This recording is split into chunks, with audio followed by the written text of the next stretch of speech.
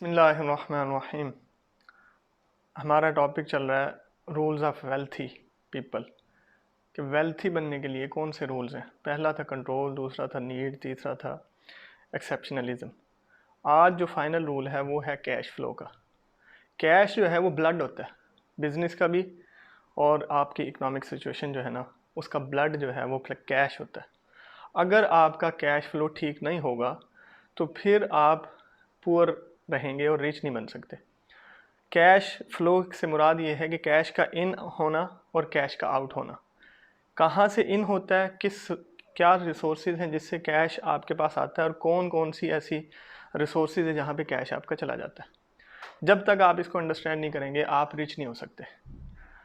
Cash flow आपको पता है, हमारी घर की जितनी सूरत हाल है, हमारी लाइफ से जितने रेलिवेंट चीज़ें हैं, हम उसको कैश से डील करते हैं। हमारे कपड़े हैं, हमारी ज़रूरियात है, खाना पीना है, घर है, प्रॉपर्टी है, सब कुछ, एजुकेशन है, बिज़नेस है, सारा हमारा कैश से डील होता है।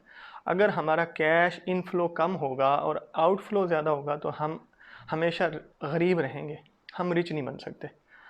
अब अगर हमारा कैश इनफ्लो का मतलब क्या है, हमारे पास रिसोर्सेज कौन कौन से हैं कैश के। पॉइंट ये है कि कैश आपके पास किस रिसोर्सेज से कैश आ रहा है।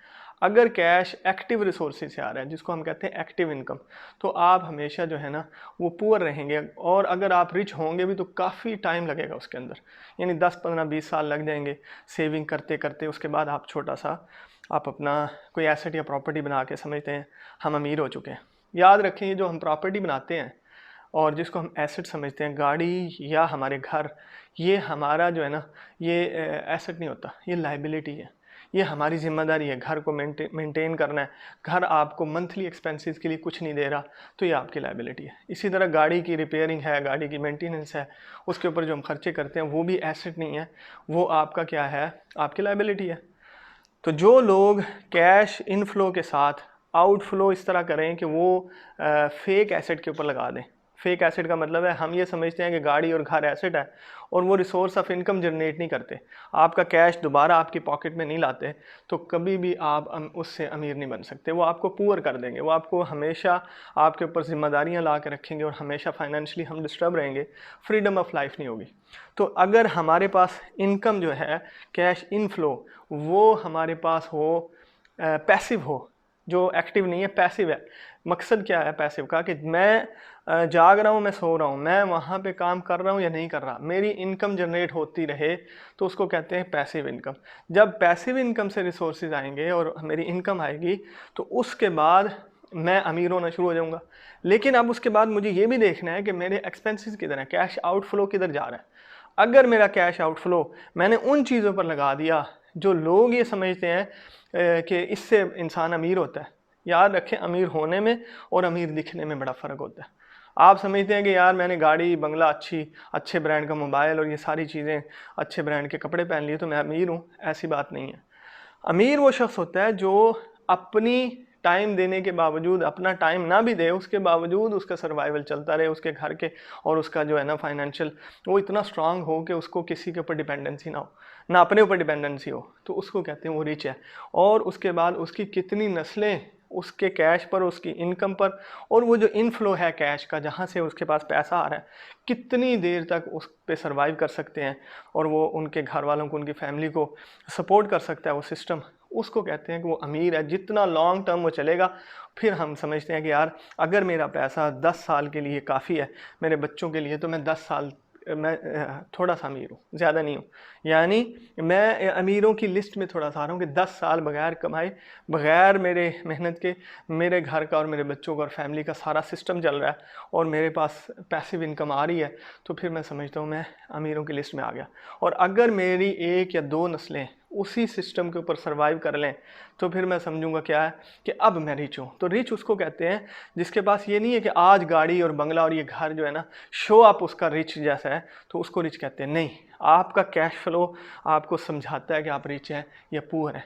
और आपकी सोर्स ऑफ इनकम, अगर आप एक्टिव इनकम पे खड़े हैं, एम्प्लॉय, और जैसे मैंने 4 क्वाड्रेंट बताए थे कि एम्प्लॉय और सेल्फ एम्प्लॉय था, बिजनेस और वो जो इन्वेस्टमेंट या आप इंटरनेशनल ट्रेड समझ लें उसको, तो जब तक आप इसमें डिफ्रेंशिएट नहीं करेंगे आप रिच नहीं हो सकते। जो आपका एक्टिव, आप टाइम के बदले जब आप अर्निंग करना शुरू कर देते हैं तो आप उस पर अमीर नहीं होते। जब आप अपनी वैल्यूज़ के बदले, जो आप वैल्यूज़ लोगों को दे रहे हैं उसके बदले जब आप इनकम गेट करते हैं और अर्निंग करते हैं तो फिर आप अमीर होते हैं। और दूसरी बात, आपका एक्सपेंस, जिधर आपका कैश जा रहा है, जहाँ पर आप खर्च कर रहे हैं, वो आपको पुअर और रिच बनाते हैं। सपोज मैंने पहले भी मिसालें दी हैं कि जब तक आप वो वाले एसेट नहीं खरीदेंगे जो कैश रिटर्न करें, आपकी पॉकेट में पैसा लेकर आएँ, उस एसेट को जब तक आप परचेज़ नहीं करेंगे उस तक वक्त तक अमीर नहीं हो सकते। उसकी मैं आपको मिसाल दे देता हूँ कि घर आपका वो एसेट बनेगा जो रिटर्न करे आपको मंथली। रेंट पे आपने दे दिया, आपका एक प्लाजा है, आपने फ्लैट सिस्टम बना दिए और उसको रेंट पे चढ़ा दिया और वो मंथली आपकी इनकम आ रही है, तो हम उसको कहेंगे कि ये आपका एसेट है। इसी तरह वो गाड़ी जो सोर्स ऑफ इनकम जनरेट करती है, पॉकेट में आपके पैसे लेकर आती है, उसको हम कहेंगे ये हमारा एसेट है। तो इसलिए अपने कैश फ्लो को समझें और अपना सोर्स ऑफ इनकम को एक्टिव से पैसिव पर लेकर आएँ। उसके बाद आप अपने एक्सपेंसेस को देखें कि जहाँ पर आप खर्चा कर रहे हैं और उन एसेट को, रियल एसेट को जब आप परचेज़ करें जो आपको मनी रिटर्न करें, तब आप अमीर होंगे। अल्लाह रब्बुल इज़्ज़त के यहाँ भी हमारे पास जब नेकियां ज़्यादा होंगी और उसके बाद जो है ना गुनाह कम होंगे, तो हम अल्लाह के यहाँ कामयाब हो जाएंगे। और अल्लाह के यहाँ जो आमाल हैं वो गिने नहीं जाएंगे, बल्कि आमाल का मीज़ान होगा, उसके तोल होगा, उसका इखलास देखा जाएगा, किस नीयत से, किस तरीके से, कितने इखलास के साथ आपने अल्लाह की इबादत की। तो अल्लाह रब्बुल इज़्ज़त के यहाँ भी हमें कामयाबी के लिए अपनी नेकियों को बढ़ाना है। अब नबी सल्लल्लाहु अलैहि वसल्लम की हदीस है, उसका मफ़हूम है कि जो शख्स 10 दफ़ा सुबहान अल्लाह, 10 दफ़ा अल्हम्दुलिल्लाह और 10 दफ़ा अल्लाहु अकबर हर नमाज के बाद पढ़ेगा, उसके पास 1500 नेकियां। इसी तरह ला इलाहा इल्लल्लाह इखलास के साथ कहने से पूरा ज़मीन आसमान नेकियों से भर जाता है।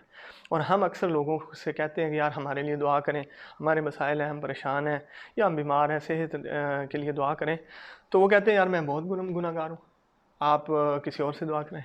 तो गुनाहगारों के लिए नबी सल्लल्लाहु अलैहि वसल्लम ने बड़ी अच्छी बात समझाई है कि आपको मुबारक हो, एक शख्स गुनाहगार है तो वो अगर तौबा करता है, अल्लाह रब्बुल इज़्ज़त के यहाँ उसके गुनाह जो हैं वो माफ़ हो जाते हैं तौबा करने के बाद, और अल्लाह उतनी नेकियां उसके खाते में लिख देता है।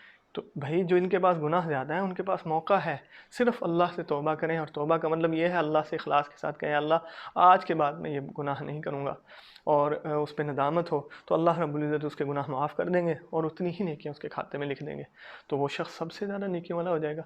तो इसलिए हमें ये बात समझनी है कि अल्लाह रब्बुल इज़्ज़त के यहाँ जाने के लिए हमें अपने आमाल को ठीक करना है। और आमाल जो हैं वो ख़ास तौर पे वो आमाल जो लोगों से मुताल्लिक़ है, मामलात हैं और हकूक़ुल इबाद हैं, उनका ख्याल रखेंगे तो इंशाअल्लाह हम अल्लाह के यहाँ सुरख़रू हो जाएंगे। Thank you.